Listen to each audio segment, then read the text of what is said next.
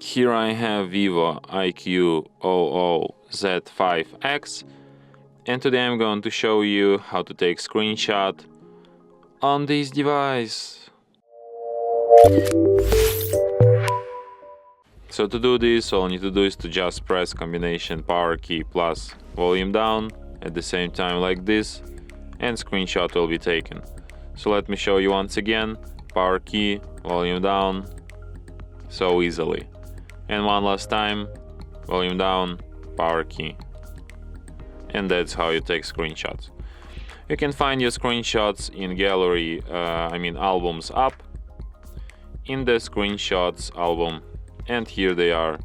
And from here you can share, edit, delete your screenshots or perform any other action from this list. And that's it. Thanks for watching. If you find this tutorial useful, don't forget to hit that like button and subscribe to our channel.